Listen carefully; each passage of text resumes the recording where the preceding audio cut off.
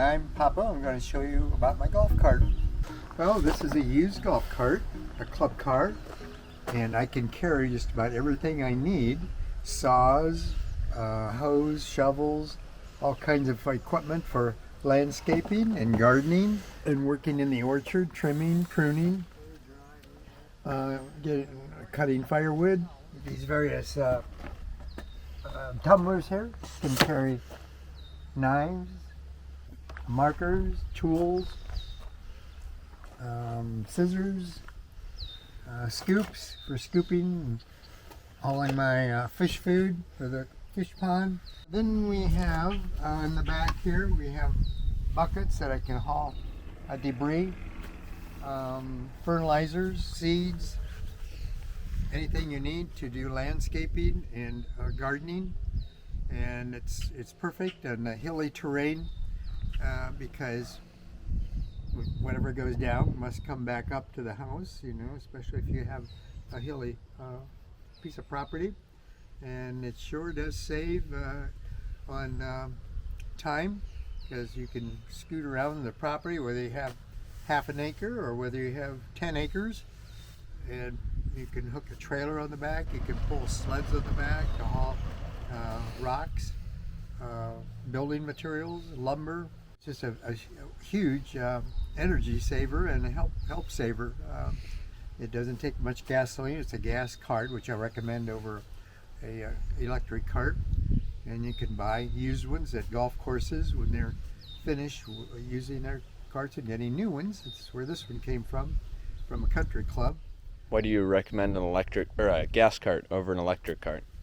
Because the electric is quieter, of course, but again, it needs to be charged on a regular basis, especially in the spring when you're using it every day. And you need to make sure that you have gas, change your oil every year, a couple grease places, and that's it to maintain it. It's so easy to maintain. So we really enjoy it. This is about my third golf cart, and eventually you do wear them out, especially when you're pulling little trees where you're trimming trees where you don't want a tree, and so you can pull it to the burn pile, have a rope in the back and tie it around the trunk and pull it to the burn pile. And I pull the sled, a long sled. You can carry just about anything there: gravel, stone, debris, trimmings, prunings from the apple trees. I have quite a few apple trees that need to be maintained, and a variety of trees around the property here. There's always trimming, there's always dead branches, there's always gravel to be hauled to maintain the property, and so we've really enjoyed it. And it's really dirty now because we're on a gravel road, and it gets very dusty, so this needs to be cleaned every so often. There's the gas tank, good sized gas tank. It's clean. In the back here there are large buckets, like up to 5-gallon buckets that you can attach.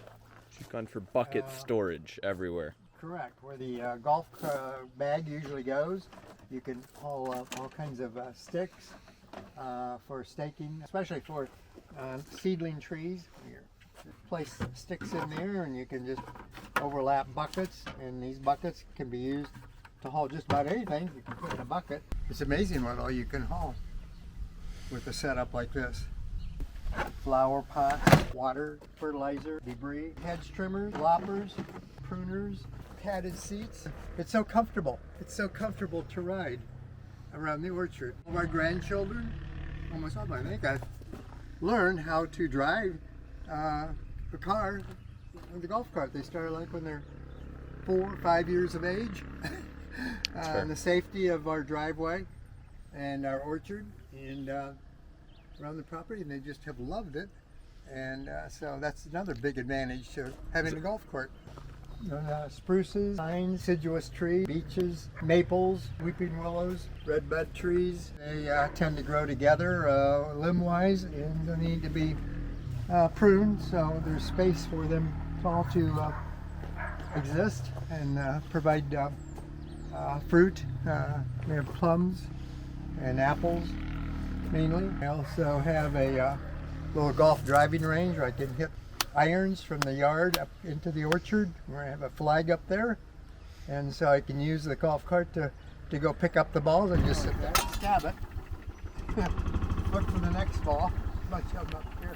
Brush and help keep it mowed so that it looks the way it is. So I can go anywhere in the orchard with the golf cart. I think they make hitches also for the back bumper of. You probably could find it on on Google. If you Googled hitches for golf carts, so you can pull small trailers or even wagons, four-wheeled wagons behind here. How do you tie on the rope? Right to the frame. Very strong frame here. These golf carts are built.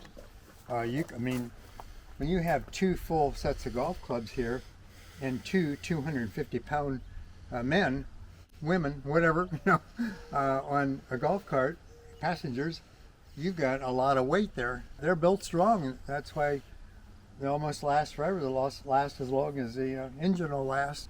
I bought it right from a country club that was selling all their golf carts and buying new ones. And I like the club car. I had the Yamaha, which is an exceptional golf cart also. But this has been the best one I've had of the 3 or 4 that I've had over the last 15 years or so. Club car.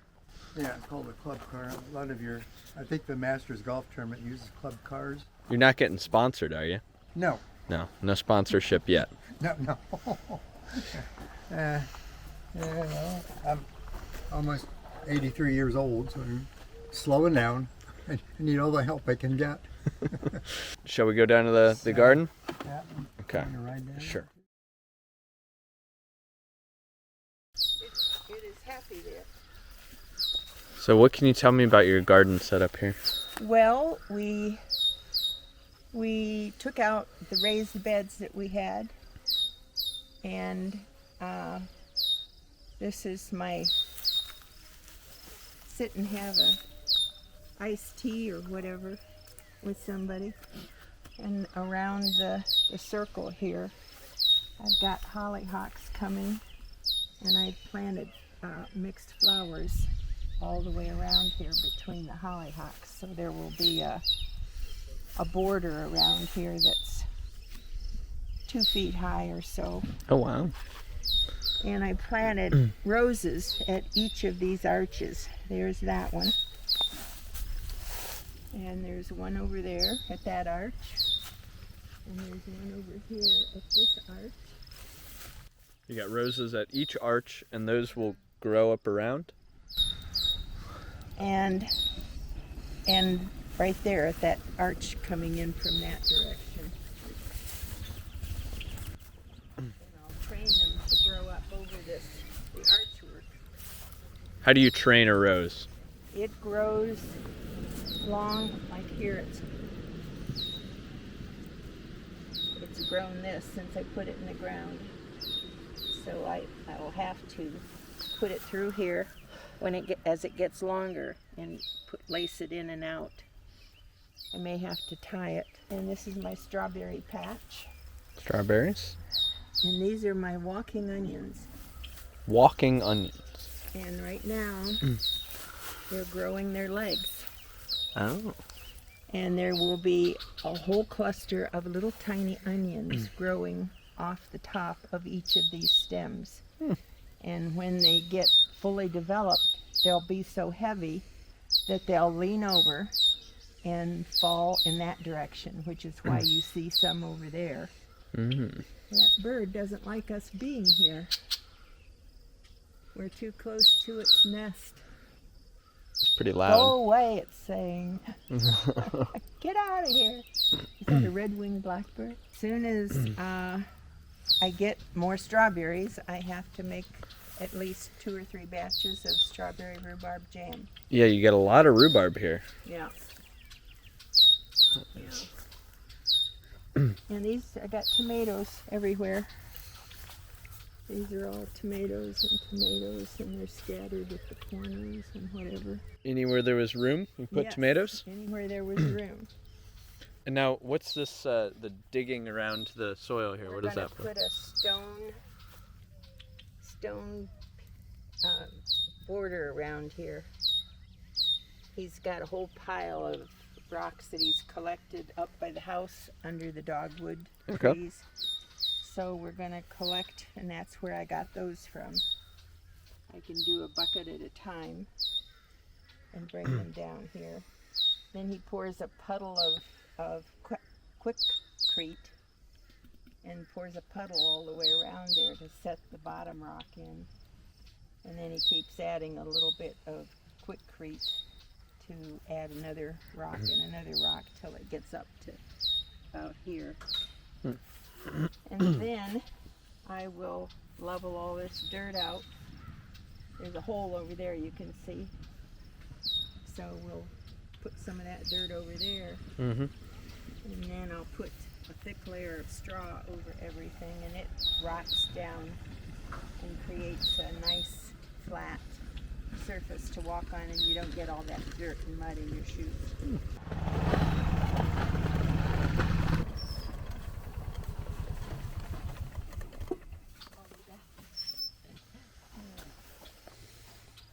Now watch, they'll start coming here, Caleb. Back here they come. Here they come. They know it's Here dinner they time. come, here they come. Here they come. Here they come, streaming.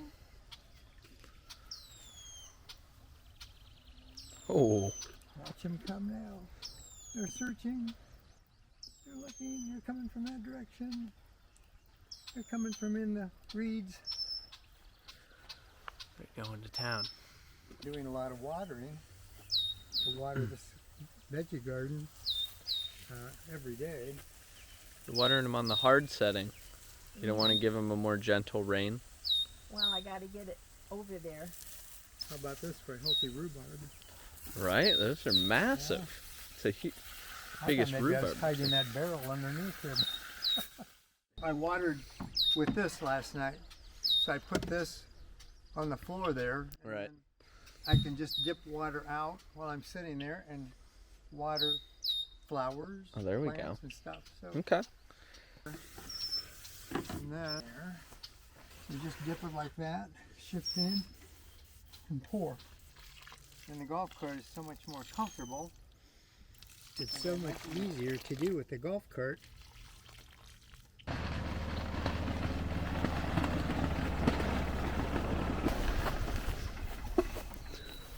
see here, some of these suckers are growing.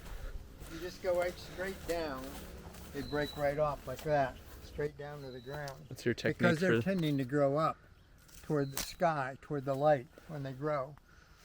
Another thing about if I find a golf ball and I don't have the bag, I just put it in the cup holder. Huh?